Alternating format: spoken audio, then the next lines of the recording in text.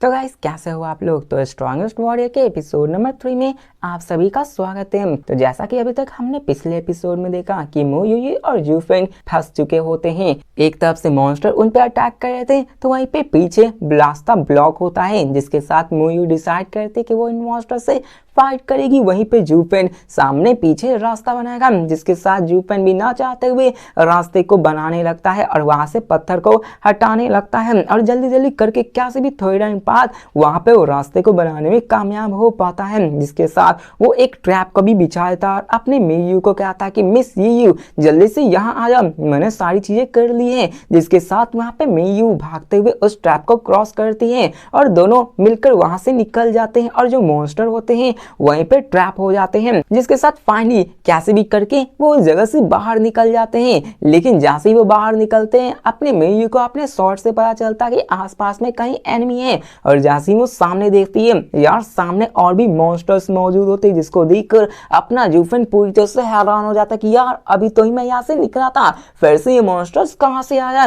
जिसके साथ हमें मेयू को दिखाई जाती है जो कि इतने फाइट करने की वजह से काफी ज्यादा जख्मी हो चुकी थी और वो वहां पे बेहोश हो जाती है। लेकिन बेहोश होने से पहले वो अपने जूफेन से कहते हैं कि जूफेन यहाँ से भाग जा। लेकिन यहाँ पे हमें जूफेन को दिखाया जाता है जो कि वो भागना नहीं चाहता था और मेयू को अपने बाहों में पकड़ते हुए साथ में उसके शॉट को उठाकर खड़ा हो जाता है और कहते लगता है कि अगर सच कहूं तो मैंने आज तक किसी भी ई रैंक का मॉन्स्टर का सामना तक नहीं किया। और वो वहां पे उन सबसे लड़ने को तैयार हो जाता है और कहता है कि अगर मैं यहाँ पे मारा भी क्यों न जाऊं, मैं उनमें से किसी एक को तो जरूर मार डालूंगा। जिसके साथ वो वहां पे एक मॉन्स्टर्स को मारने में कामयाब भी हो जाता है। लेकिन जो मॉन्स्टर मरा होता है वो अपने कटे हुए सर से ही अपने जूफेन के दिल के अंदर छेद कर देता है और वो वहां पे मारा जाता है और अपने अंतिम पलों में वो अपने पाप से माफी मांगने लगता है कि फादर मुझे माफ करना, मुझे नहीं लगता कि मैं इस जन्म में आपके नाम पे लगा हुआ जो धब्बा है उसको क्लियर कर सकूंगा। जिसके साथ वो वहां पे मन में सोचने लगता आखिरी मरते हुए समय में कि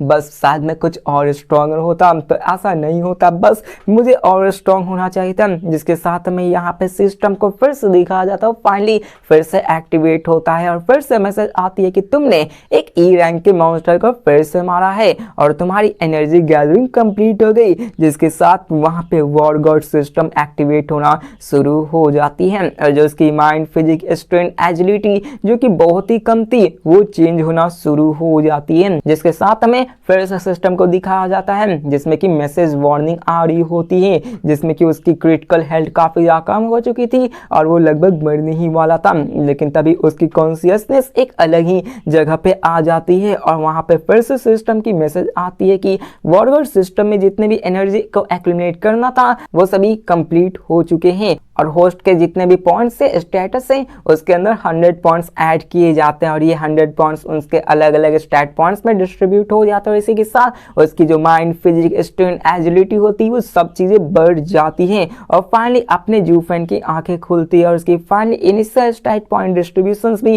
कंप्लीट हो जाती है। लेकिन इसी के साथ अपने जूफेन की आंखें भी खुलती है और वो पूरी तरह से हैरान हो जाता कि यार अभी क्या हुआ, और वो अपने दिल की तरफ देखने लगता है जो कि वो वहां पे छेद हो चुका था। लेकिन वो वहां पे देखता तो उसके जख्म पूरी तरह से हील हो जाते हैं, जिसको जानकर वो पूरी तरह से हैरान हो जाता। उसको समझ ही नहीं होता कि आखिरकार यहाँ पे चल क्या रहा था। इसी वक्त वहां पे वो मॉन्स्टर की तरफ देखता है जो कि अपने मोयू की तरफ जा रहे होते हैं। लेकिन उन मॉन्स्टर का ध्यान भी अपने जूफेन की तरफ चला जाता है, जिसको देखकर जूफेन अपने स्वॉर्ड को फिर से उठा लेता है और जब मॉन्स्टर उस पर अटैक करते तो अपना जूफेन बड़ी आसानी से उन सबके अटैक को डॉज कर लेता है और वो इस बात से हैरान हो जाता है कि यार मैंने इसको डॉज कैसे कर लिया और मेरी बॉडी कब से इतनी एजाइल होना शुरू हो गई थी। और वो ये भी कहता है कि बस मेरी एजिलिटी नहीं बल्कि मेरी स्ट्रेंथ भी काफी ज्यादा बढ़ चुकी है, ऐसा लग रहा है कि ये स्वॉर्ड मेरे लिए अब कुछ है नहीं, ये हल्की लग रही है। जिसके साथ उसके सिस्टम के अंदर स्वॉर्ड के बारे में इंफॉर्मेशन मिलती है कि ये वेपन्स की वेट 20 किलो की है और इसे एक ई रैंक के टॉप ग्रेड मॉन्स्टर कोर से बनाया गया है, जिसके कारण आपकी स्ट्रेंथ की एजिलिटी की पॉइंट से वो 45 पॉइंट्स तक बढ़ जाएगी। जिसको देखकर वो हैरान हो जाता कि यार इस स्वॉर्ड की स्टेटस पॉइंट्स तो काफी ज्यादा है, इसलिए तो मैं सोचूं कि मिस यू अपने इंटरमीडिएट रैंक के होने के बावजूद भी ई रैंक मॉन्स्टर को इतनी आसानी से कैसे मार दे रही है। जिसके साथ यहाँ पे वो मन में सोचने लगता कि आखिरकार एग्जैक्टली हुआ क्या। लेकिन वो कहता कि सबसे पहले मुझे इस मैटर को सुलझाना होगा, जिसके बाद वो उन मॉन्स्टर्स को मारना शुरू कर देता है और वो बड़ी आसानी से उन मॉन्स्टर्स को मार पा रहा होता है। अब जैसे ही जूफेन फिर से मॉन्स्टर्स को मारता है वो हैरान हो जाता है कि यार मेरी करंट स्ट्रेंथ तो अभी एक novice rank staff of warriors के नजदीक आ चुकी है, मैं इन ई रैंक के मॉन्स्टर्स को तो बड़ी आसानी से मार सकता हूँ। लेकिन यहाँ पे वही सब सोच रहा था कि तभी उसे सिस्टम से फिर से नोटिफिकेशन आता है कि होस्ट अभी बैटल के बीच में है, प्लीज एनिमी पे फोकस कीजिए। जिसको सुनकर वो मुस्कुराते हुए कहता है कि ठीक है, सबसे पहले मुझे इन सब का निपटाना करना होगा। जिसके साथ वो एक एक करके मॉन्स्टर्स को मारना शुरू करता है और वो बड़ी आसानी से उन मॉन्स्टर्स को मार पा रहा होता है, जिसको जानकर वो खुश होता है कि मैं इन मॉन्स्टर्स से finally head on head fight कर पा रहा हूँ। एक एक करके वो सबको स्लैश करके मार देता है और दिखाया जाता है कि वहां पे जितने भी मॉन्स्टर्स होते हैं वो मरे पड़े होते हैं। फाइनली फिर से अपना सिस्टम एक्टिवेट होता है और वहां पे हमें माइंड, फिजिक्स, स्ट्रेंथ, एजिलिटी के अलावा एक और चीज दिखाई जाती है जो कि होती है स्पेशल डिस्ट्रीब्यूशन स्टैट पॉइंट, जिसमें कि 21 पॉइंट्स होते हैं। उसके पास अभी कोई स्किल्स नहीं होती है। अब स्पेशल डिस्ट्रीब्यूशन स्टैट पॉइंट्स को देखकर अपना जूफेन पूरी तरीके से हैरान हो जाता है कि आखिरकार ये है क्या। लेकिन तभी उसके ध्यान मोयू पे जाती है और कहता है कि रुको, अपने मोयू का ध्यान रखना होगा। जिसके साथ वो उसको लेकर एक अंडरग्राउंड केव में चला जाता है जहाँ पे मॉन्स्टर्स नहीं होते हैं और मन में सोचने लगता है कि जो सबवे टनल का कोलैप्स हुआ है उसकी वजह से कई सारे मॉन्स्टर्स यहाँ पे आ सकते हैं,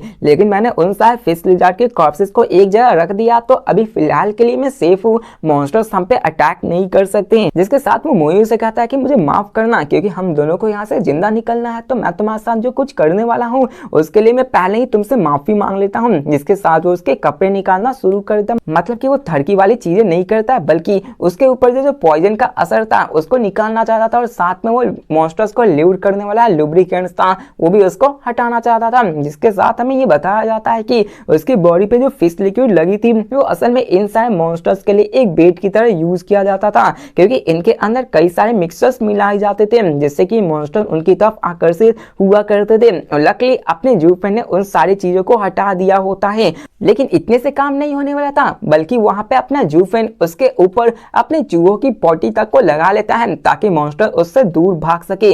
जिसके साथ हमें दिखाया जाता है कि फाइनली वो बहुत ही नाक से खून बहाने के बाद उसे बैंडेज लगाने में कामयाब हो पाता है और दूर जाकर बैठ जाता है और मन में सोचने लगता कि आखिरकार हम इस टनल से बाहर कैसे निकल सकते हैं। लेकिन तभी उसे अपने पेंडेंट के बारे में भी ख्याल आता है कि उसका पेंडेंट तो वहां पे है ही नहीं, लेकिन वो मन में सोचने लगता कि कहीं वो पेंडेंट जो कि मेट्योर फ्रेगमेंट से बना था क्या उसी की वजह से ये वॉरगेट सिस्टम तो नहीं बना था। और तभी उसके सामने वही स्किल शो आनी शुरू हो जाती है जहां पर उसका नाम conditions, levels, mental speed points, physics, strength, agility और रिमेनिंग डिस्ट्रीब्यूशन पॉइंट्स बचे हुए होते हैं और साथ में उसकी हेल्थ भी दिखा रही होती है। वो सोचने लगता है कि जब मेरी ये वॉर गॉड सिस्टम एक्टिवेट हुई तो ऐसा लगता है कि मेरी एट्रीब्यूट्स काफी ज्यादा बढ़ चुकी हैं और इसी ने मुझे हील किया था, मैं ऑलरेडी एक नोविस स्टार वॉरियर बन चुका हूँ। जिसके साथ वो कहता है कि इंटरमीडिएट स्टार वॉरियर से सिर्फ मेटेरॉइड वेपन्स को यूज कर सकते थे, लेकिन आखिरकार मैं उन वेपन्स को कैसे यूज कर पा रहा था। जिसके साथ हमें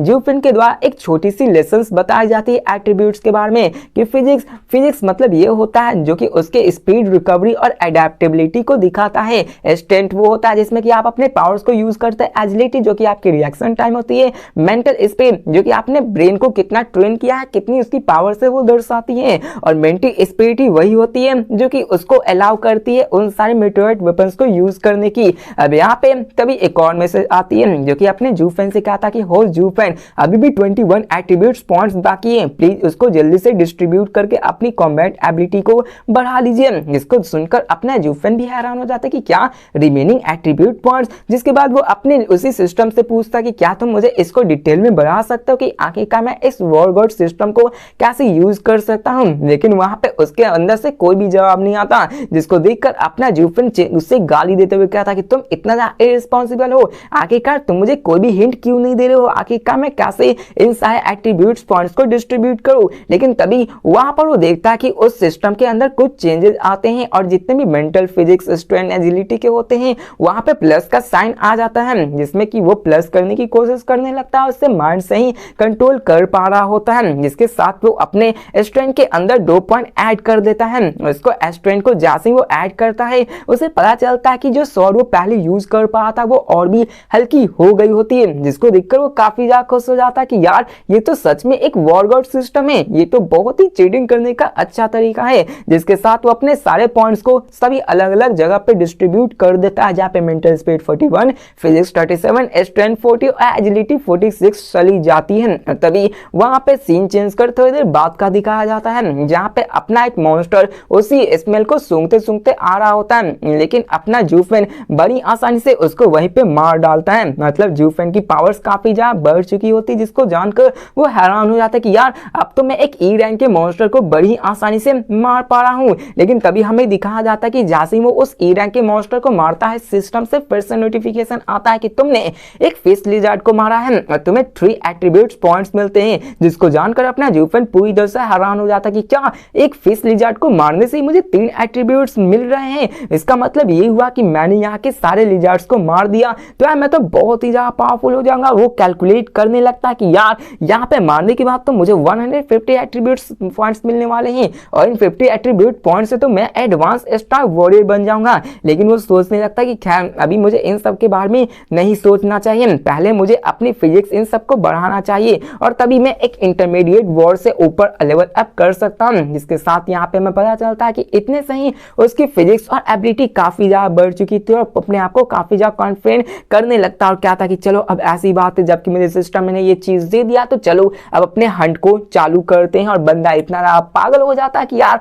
वो सबको मारना शुरू करता है। इसी के साथ वो अपने रास्ते में जितने भी मॉन्स्टर्स होते हैं वो उन सबको मारना शुरू कर देता है। जिसके साथ हमें दिखाया जाता है कि वो आगे एक टनल के पास पहुंचता है, वो खुद उन मॉन्स्टर को बताता है और वो मॉन्स्टर उसके तरफ पीछे भागे भागे आते हैं। जिसके साथ अपना जूफेन उनको एक एक करके मारना शुरू करता है और जैसे जैसे उनको मार रहा होता है उसे एट्रीब्यूट्स पॉइंट मिलना शुरू हो जाते हैं। अब यहाँ पे कई सारे मॉन्स्टर्स को मारने के बाद वो जब अपने रिमेनिंग एट्रीब्यूट पॉइंट्स की तरफ देखता है तो उसे 8 पॉइंट्स ही मिले होते हैं। मतलब कि यहाँ पे पहले उसने सोची देखी यार मैं कैसे भी करके 150 पॉइंट्स इकट्ठा कर लूंगा, एक को मारने पे मुझे 3 मिलेंगे। लेकिन बाद में जैसे जैसे उसकी लेवल बढ़ती गई उसको एक के मारने पर एक ही एट्रीब्यूट्स मिल रही होती है, जो कि उसे काफी कम मिल रही थी, जिसके कारण वो डिसअपॉइंट हो जाता है। लेकिन फिर भी वो कहता है कोई ना, मेरी पावर्स तो बढ़ रही ना, बस इतना काफी है। जिसके बाद वो कहता है कि मुझे हायर रैंक मॉन्स्टर्स को मारना होगा। लेकिन चलते चलते वो एक वाटर के पास आ जाता है, जहां पे जैसे ही वो उधर जाता है तो उसे सामने से एक डबल हेडेड क्रोकोडाइल मॉन्स्टर मिलता है,